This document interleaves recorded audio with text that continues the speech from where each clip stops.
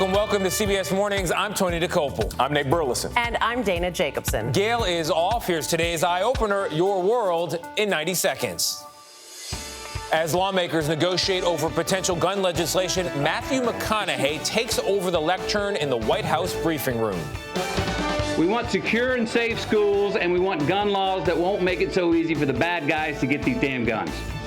The Department of Homeland Security issued a new bulletin warning of copycat attacks in the wake of the shootings in Buffalo and Uvalde. Breaking news, survivors of abuse by former Team USA doctor Larry Nassar sued the FBI. We speak to their lawyer. It smells like dirty cops trying to protect dirty cops. And the worst may be ahead for inflation and gas prices, why it's happening, and what can be done to help. It's like the ascent of Mount Everest. July is anything goes.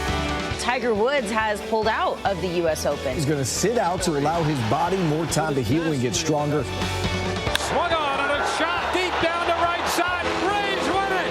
Taylor Walls walks it off. The European Union voted to require USB cords for all smartphones and devices. That's bad news for Apple, which uses its own Lightning cord. Apple was like, okay, fine, but can the charging cords still break every 4 months? New York passed a law banning residents under age 21 from buying semi-automatic rifles. The mass shooting happened, and then politicians did something. I didn't even know that was possible. Yeah, it's like I showed up to McDonald's and the McFlurry machine was working. It's just, I don't even know how to react to this. Do I clap? Am I supposed to tip? What's a good tip for passing gun law? 10%? I'm sure it's 10%.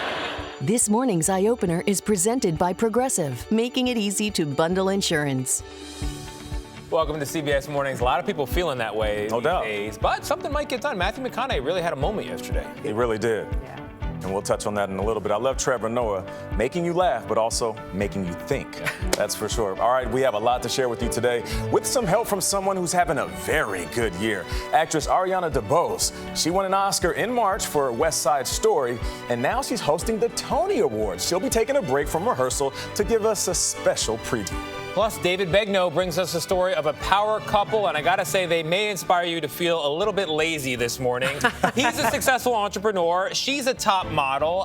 They both happen to have Down syndrome, and now they are achieving truly tremendous success together. Wow. David Begnaud is going to show us how. It's a David Begnaud piece. Oh, it's going to be amazing. It's going to be amazing, that's for sure. Well, Trevor Noah mentioned gun laws in the eye-opener, and that's where we begin with new efforts to make gun violence the issue a top priority for Congress. Actor Matthew McConaughey, he spoke about this at the White House with a passion forged by a personal connection. He grew up in Uvalde, Texas, site of the deadliest mass shooting out of the dozens we've seen in this country recently. Scott McFarland is on Capitol Hill. Scott, good morning. Are there any signs of progress? Hey, Nate, here this morning, the negotiations continue, but senators involved warn a breakthrough could take time. In fact, a breakthrough is no certainty. And from an elementary school student to a Hollywood actor with an impassioned plea, there's no shortage of people trying to push the Senate to action. 2 weeks to the day after the mass shooting in Uvalde, the community's most famous former resident stepped to the White House podium to talk about the children slain and call for gun legislation. This moment is different. We are in a window of opportunity right now that we have not been in before. Bringing the sneakers worn by 10-year-old Maite Rodriguez. These are the same green Converse on her feet that turned out to be the only clear evidence that could identify her after the shooting. How about that? Making a passionate plea for action, like expanding background checks and raising the age for purchasing semi-automatic firearms from 18 to 21. These regulations are not a step back. They're a step forward for a civil society and the Second Amendment. Democrat Chris Murphy, who is leading bipartisan Senate negotiations, he acknowledged